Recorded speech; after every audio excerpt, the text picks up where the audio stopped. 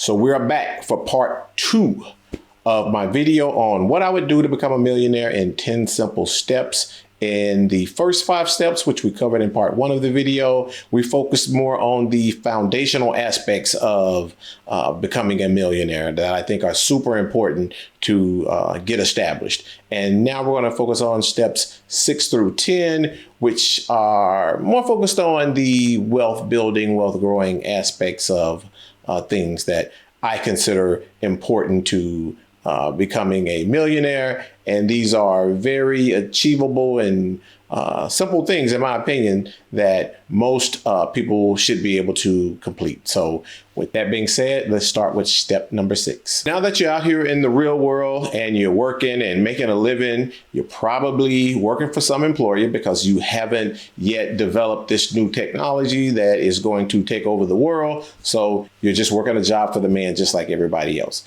And with that being said, you are likely going to be offered some sort of employer sponsored retirement program. And in most cases, that's going to be some form of 401k. Now, there are other similar retirement programs that will be offered depending on whether you're in an educational institution, the government, or whatever the case may be. But for the most part, I'm just going to bundle that all under the term 401k retirement plan because that's just what I'm more accustomed to. But you'll understand what I'm talking about. So your employer is going to offer you some sort of match to the contributions that you put into the retirement program. And I'm going to say this, always take the free money. That is your step number 6 right there. Take the free freaking money, because it's just like getting a pay raise that somebody's giving you because you put in, let's say, 6% of your salary. And if your company has a plan that says, hey, we'll match up to 6% of your salary, then you just got a 6% return. And that is nothing to sneeze at. So take that free money and you can invest it in the different investments that your company has available in their retirement program. But nowadays, what I've seen, most companies have, some sort of S&P 500 index fund that has, low expense ratio and so forth. And that should be more than sufficient for you to invest that money in and sit there and let that money grow, because you're not going to be able to take that money out and use it, because if you do, it's going to come with all sorts of penalties and taxes, and basically you're just effing up the whole thing. So this money is for the future you, and the future you will appreciate you doing this. Now, later in the video, I'm going to talk a little bit about how you could potentially access that money to invest in some alternative assets that may give you an opportunity to accelerate your growth even more than just investing in, an S&P 500 index fund. Now that you're making income from working, you need to save smart and invest smart. You can save your way to a financial cushion, but you will never be able to save your way to wealth. That's just not how it works. You need to invest your way to wealth, because you need that money that you've saved to be invested so that it grows and compounds on top of each other and on top of each other, and it accelerates. And that's how you build wealth, not by just, I'm going to save, $100 in my checking account or my savings account every week, and eventually I'm going to stack it up until it becomes, $1 million. That's not how it works. You should have a goal to save 15 to 20% of your pay for investments, as well as paying off high interest debt. Because with high interest debt, I believe that you get a return on paying it off. If you have a debt that is a credit card debt, for example, you're paying 23% interest on it. Well, in my opinion, if you go and take the money that you're saving and you pay off that credit card debt, then you've just given yourself a 23% return on that money. So it is very important to get rid of that high interest debt. And then you take the rest and you invest it in buying assets that are going to grow over time, like stocks, bonds, and so forth. I made a huge mistake for a long time in my life with money. I could save money. That wasn't my issue. My issue was deploying the money to the right places, whether to deploy it to investing in assets or to employ it to pay off certain debts. I should have paid off my student loan debts a long time ago, but I had the money sitting there in an account. I mean, there's no reason to have $100,000 or $200,000 sitting in a regular savings account or a checking account or whatever the case may be, and you not be deploying that money to investments or paying off debts that you really don't need to have, that you can simply pay off. So these are things that you have to be aware of. You really need just an emergency fund that's in a high yield savings account as your cash that's sitting on the side. But everything else after that, you really should be deploying it to investments and paying off high interest debt. I'm just going to preface this up front.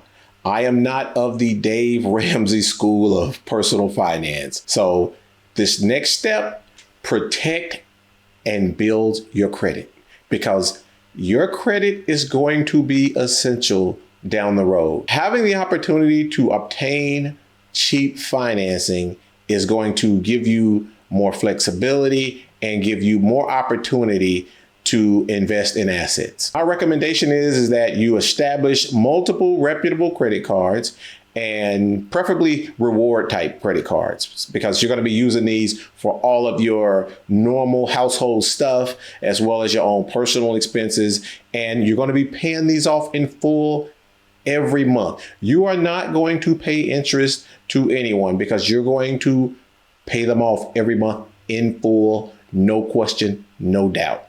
And then what you're going to do is every year or two, you're going to go to the credit card company and you're going to ask them for a credit limit increase. And you're going to see how much they're going to be able to increase your credit limit, because you want to be able to use that credit limit in the future for investment opportunities. What's going to start happening is that these credit card companies are going to start sending you offers for 12 months, 18 months, 24 months, 0% interest. And it's going to be for a 1 to 3%, transaction fee. But you're not going to pay any monthly interest for the 12, 18, or 24 month period, depending on the offer that you get. You'll be able to have this money directly deposited into your checking account, and you'll have that cash on hand because you're going to use that cash to buy certain assets that are going to be able to generate more wealth for you in the future. And we're going to talk about that a little bit later in the video. And as an added bonus, you do get the reward points, because you can use those to take trips and things of that nature. I know for a fact that my wife and I have used reward points to buy airline tickets, hotels, and so forth, and, take a little short trip and have a little bit of fun, all because of reward points just from our normal spending, household spending, as well as just your own individual credit card and personal spending, using those reward points. In my personal opinion, you got to own rental real estate. We talked about earlier contributing to your employer sponsored retirement program.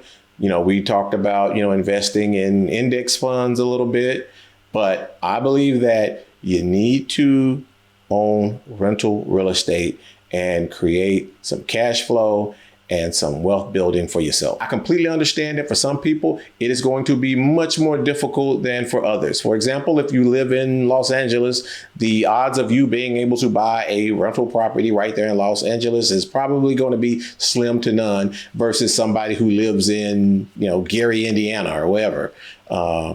That's just going to be a much bigger difference in the opportunity to invest in real estate. But you can do it. You just have to maybe look outside of your immediate area, and that'll just be your task to accomplish. I don't know of many other investments that allow you to make infinite returns off of somebody else's money, because the banks will lend you 80%, in some cases 100% of the purchase price of the property.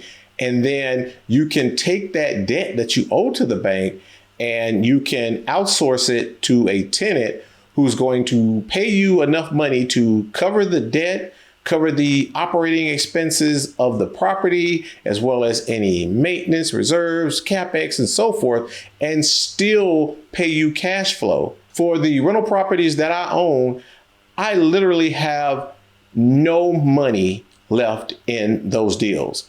The money that I used to purchase the properties, that money has all been paid back through the tenants paying rent, to the point that my returns on those properties is basically infinite at this point. There are also other benefits to rental real estate. You have the appreciation, you have the principal pay down from the tenant's rent. You also are subject to lower taxes because of depreciation can basically show that you have a $0 profit on paper, but in actuality in your bank account, you made money. So there's just so many other benefits to own and rental real estate, in my opinion, that help you grow your wealth much faster, in my opinion, than, stock investing and things of that nature. So that's why I believe it is important to own rental real estate. And the cash flow from the rental properties has allowed, us to do different things like take trips, as I mentioned before, and also pay for a kid's education.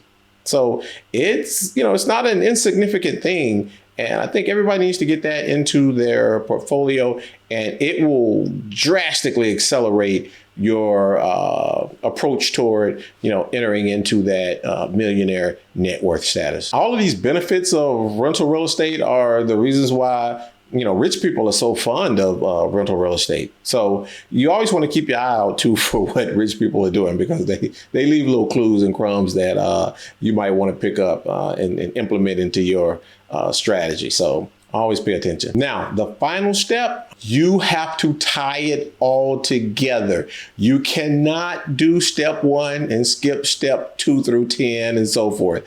You can't do step 10 and then not do any of the previous steps. You gotta tie all of this together. You have to take your collective experience and utilize it. You start with your work ethic and your desire to thrive, and you use that to go get your education. Again, I personally would pursue a master's degree or some other master level trade certification or license, because I think that is going to give you more opportunity and give you a better chance of commanding a higher salary, from your employer, which you're going to then take that higher salary from your employer, and then you're going to live off a portion of that. And then you're going to save a portion of that. The education and the work ethic and the desire to thrive and get ahead is going to put you in that position to be able to make more money, command more money, and have more opportunity. And because you're not going to be stuck in loyalty to a company that cares nothing about you, you are going to be able to go out there and seek bigger and better opportunities to keep growing, keep impacting your skills, and you're just going to create more demand for yourself. Because you're in demand, you're going to be able to command a bigger slice of the income pie. And with that income, you're going to have the opportunity to save a lot more money. You're going to have the opportunity to have fun with some of the money. And then you're going to be able to pay for all of your bills and your other things with the rest of it. So you get the best of all three worlds. It's going to allow you to do several things. It's going to allow you to contribute to your retirement plan. It's going to allow you to pay off high interest rate credit, which is going to then boost your credit score and make you have excellent credit. Then you're going to be able to invest in yourself. You're going to have money to invest in a business, and you're going to be able to have fun along the way. You're going to have money to fly girls in to see you. You're going to have money to fly girls out to get away from you.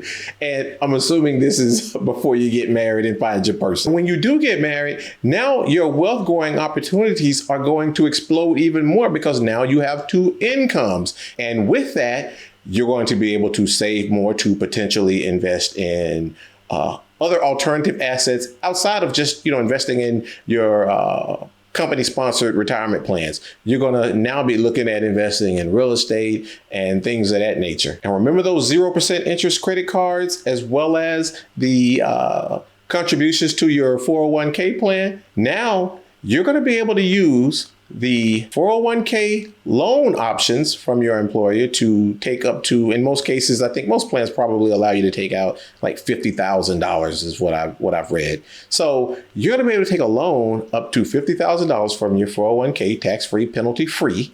Obviously, you have to pay yourself back, but you're also going to be able to take advantage of the 0% credit card opportunities, and that money you're going to have pooled together to be able to take advantage of an opportunity to buy a piece of rental real estate, obviously you're going to have to educate yourself on what buying a good property is and a cash flowing property and things of that nature. But assuming that work ethic and determination that we talked about earlier is in play, then you're going to go take care of those steps. And now you have these opportunities with the cash part of it to take care of the financing, because you're going to have this cash that comes from your savings, the credit cards, as well as the 401k loan options to be able to go buy a property cash. And because you have excellent credit, you're going to be able to fix that property up and then go to the bank, refinance, and get all of your investment that you put in back. And you're going to own the property with the bank's money. And then you're going to, with the money that you receive from refinancing, have the money available to go pay back all of those sources of where you took the income from. I'm telling you from experience that this works because I've done it 15 times. And when you get to a point to where you're financing these rental real estate properties and the banks come to you and say, hey, you've used up, all 10 of your Fannie Mae or Freddie Mac backed loans. We can't give you any more loans because your spouse is on the same page as you and follow these steps as well. They are going to have excellent credit. And then you're going to start refinancing properties into your spouse's name and using the available loans that they can obtain from the bank. So you are on the same page as this person. Then, as I mentioned earlier, you outsource the debts to your tenant and you take the difference between the financing payments, the operating expenses for the property, and the rent, and that is your cash flow. And obviously with that cash flow, you're going to have to set aside, reserves and vacancy and CapEx and so forth. But if you do this properly, you're going to have enough money to cover all of those things as well as have cash flow left over. As they say, the game is chess. It is not checkers. There are a lot of other ways to grow a $1 million+ net worth.